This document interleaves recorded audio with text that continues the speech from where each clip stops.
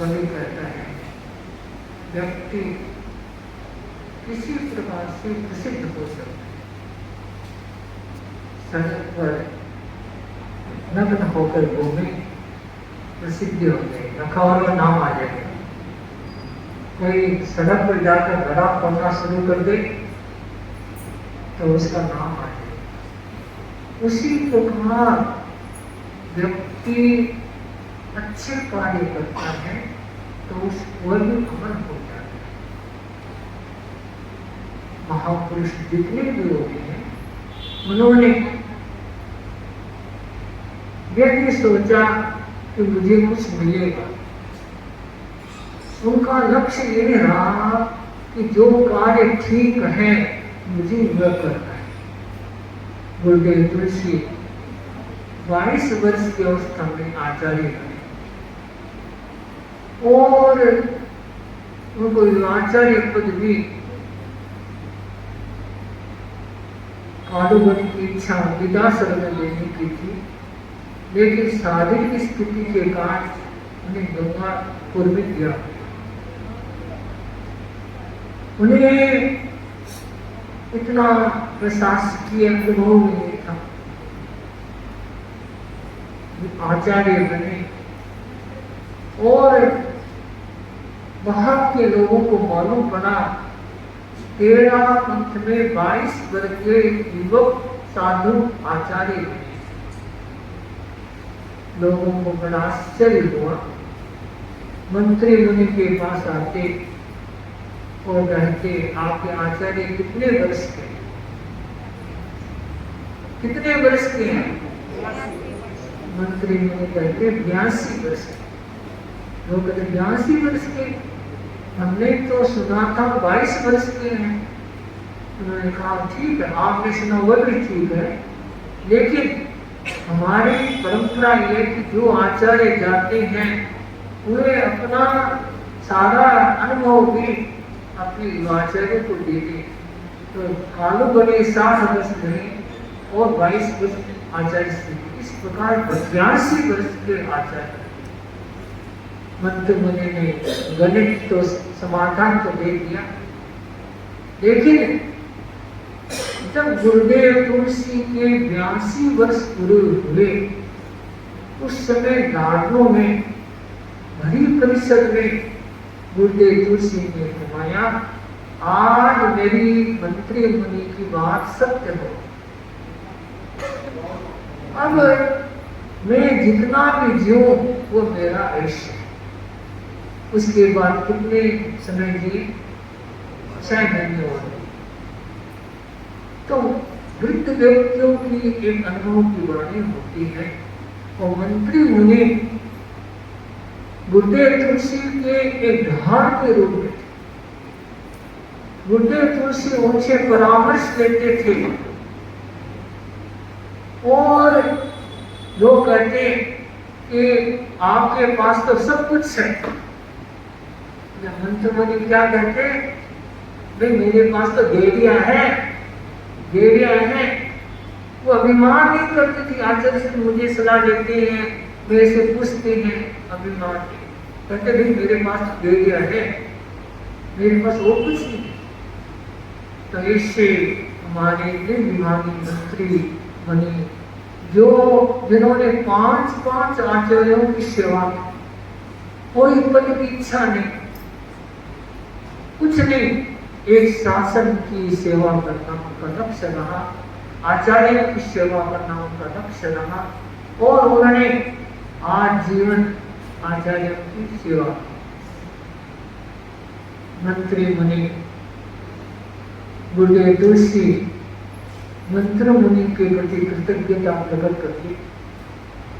मंत्री मुनि जब गुरुदेव तुलसी कलकत्ता यात्रा कर रहे थे उस मंत्री मुनि ने मुनि नथमल जी को एक बात कही, क्या कि हमने मानव गणि का युग देखा है, किस प्रकार मानव गणि अचानक चले गए, कोई व्यवस्था नहीं होती, तो ऐसी स्थिति नहीं आनी चाहिए, इसके लिए तुम सावधान रहना।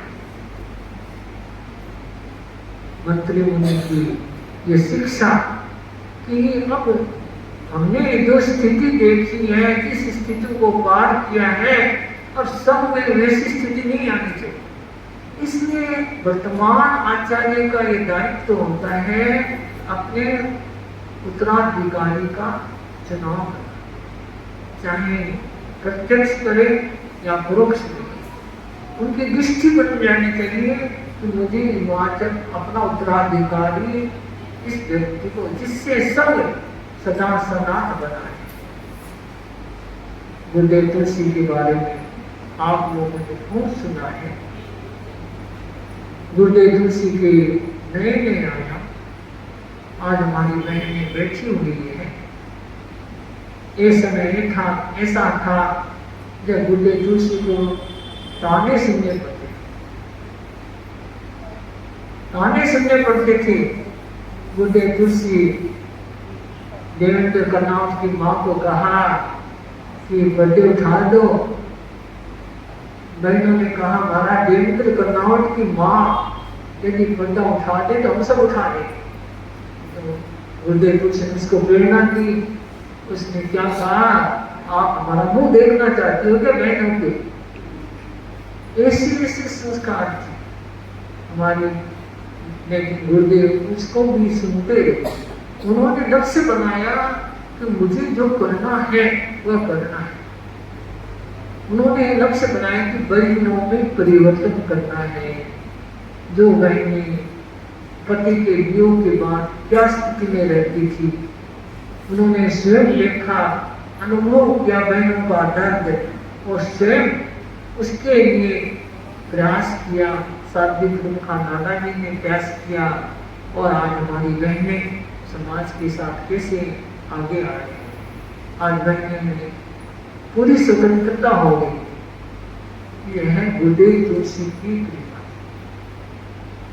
गुरुदेव तुलसी जो मन में धार लेते कि मुझे यह करना है, फिर वे पीछे नहीं हटते। उनका जो चिंतन होता वह फिर उस चाहे कितना विरोध हो वे पीछे नहीं हटते थे। अनुव्रत का आंदोलन का प्रारंभ हुआ, इसका भी विरोध हुआ, लेकिन उन्होंने सोच लिया कि अभी विरोध हो रहा है, लेकिन भविष्य में ये लोग हमारी प्रशंसा करें। गुरुदेव तुलसी ने विसर्जन का एक अभियान चलाया। विसर्जन का मतलब क्या है, कोई बताए? विसर्जन का मतलब क्या है? हाँ, विसर्जन का मतलब है ममत्व का त्याग। आपने 1 लाख रुपया विसर्जन किया, 10,000 दिया, आपने उस संस्था को दे दिया, आपने अपना स्वामित्व हटा दिया, आपका अपना ममत्व हटा दिया कि अब तुम जानो तुम्हारा काम है। अब उसके प्रति आपका लगाव बना रहता है, जो मैंने दिया तो था, मेरा नाम तो आया नहीं। ये सही रूपी विसर्जन नहीं। जहाँ गुरुदेव तुलसी ने समाज को ये बहुत जरूरी थी, फिर अर्थ का ही विसर्जन नहीं, पद का भी विसर्जन। पद का भी विसर्जन करो। अध्यक्ष हो, अध्यक्ष बने, 1 साल रहे, 2 साल रहे, फिर विसर्जन करो, दूसरों को मौका दो। गुरुदेव तुलसी ने स्वयं अपने पद का विसर्जन किया और समाज के सामने एक नया आदर्श उपस्थित किया। नहीं तो कौन अपने पद का विसर्जन करे? गुरुदेव तुलसी ने पद का विसर्जन किया, और अब कौन आचार्य कौन बने? महाप्रज्ञ। अब महाप्रज्ञ की आचार्य बने, लेकिन अब उनको स्थापित कौन करे? उनके प्रति लोगों की श्रद्धा भक्ति कैसे बढ़े? उन्होंने एक नया फार्मूला उठाया। तो महाप्रज्ञ में तुलसी देखो, तुलसी में महाप्रज्ञ देखो। यही एक रूप था कि मेरे में महाप्रज्ञ देखो और महाप्रज्ञ में तुलसी देखो। बूढ़े तुलसी नानू विराग रहे थे, बड़ी परिषद थी। पूछा किसका बर्ताना चल रहा है, किसका बर्ताना चल रहा है? लोगों ने कहा आपका। बूढ़े तुलसी ने कहा नहीं, मेरा बर्ताना नहीं है, मैंने पद विसर्जन कर दिया, अब महाप्रज्ञ जी का बर्ताना है। इस प्रकार अपने शिष्य को आगे बढ़ाने में बूढ़े तुलसी ने प्रयास किया और उन्होंने गंगा सर चातुर्मास समाया। फिर नोखा वाला ने अर्ज की कि हमारे यहाँ महोत्सव भी होना चाहिए। गंगा सर के अमावस्या की बात ज्यादा भावना देखी तो बूढ़े ने महाप्रभु जी से कहा बोलो क्या? तो बूढ़े का संगीत गाकर महाप्रभु जी ने कहा गंगा सर महोत्सव के बाद अनोखा मर्यादा महोत्सव करने का भाव है। तो बूढ़े ने एक शब्द कहा कि मैंने नहीं कहा है कि महाप्रभु जी ने कहा। अब उनके मन में न मानो को क्या ज्ञान हो गया कि अनोखा महोत्सव होने नहीं किया। गंगा सर चतुर्मास हुआ और महोत्सव हुआ। बूढ़े तुलसी के एक साधक थे, तपस्वी थे और कहते हैं आचार्य दीक्षित करते हैं। दीक्षित करने के बाद भी ऋण से उर्म नहीं होती। दीक्षा देने किसी को दीक्षा देने मात्र से ऋण से उर्म नहीं होती। हमारे आगमन में आता है कि आचार्य अपने शिष्यों को 4 प्रकार की समाचारी सिखाकर उऋण हो सकते। पहली समाचारी है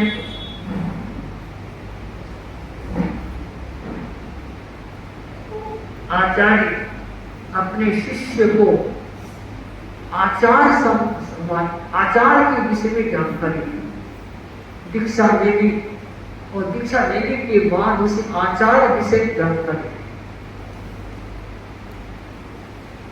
संयम के बारे में जानकारी दी कि भाई तुम दीक्षा तो लेगी, अब तुम्हारा जीवन कैसा बनना चाहिए, कैसे चलना चाहिए, कैसे बोलना चाहिए, संयम की समाचारी सिखाई और तप की समाचारी, तप की प्रेरणा दी। हम लोग पानी समासा करके आए, नाडू आए, महावीर जयंती का दिन था। बूढ़े ने कहा बोलो आज कौन उपवास एक आसन करेगा। तो आचार्य समय समय पर शिष्यों को तपस्या की प्रेरणा देते, जिससे घर में तपस्या बढ़ती है। चौथा है साधना की प्रेरणा। शिष्यों को साधना की प्रेरणा देकर वे अपने कर्तव्य से उन्मुख हो सकते। शिष्यों को ज्ञान प्राप्ति की प्रेरणा दे। शिष्यों में कोई शिथिल बन जाए तो उसको मजबूत करने का प्रयास करे, कोई भी कुछ गलती हो तो उसको सुधारने का प्रयास करे। इस प्रकार अपने शिष्यों को समाचारी सिखाकर आचार्य ऋण से उऋण हो सकता है। बूढ़े तुलसी का शासन हमारे धर्म सब में सबसे बड़ा महाग्रंथ। स्वामी जी का शासन कितने वर्ष का था और आचार्य तुलसी का 60 वर्ष का था।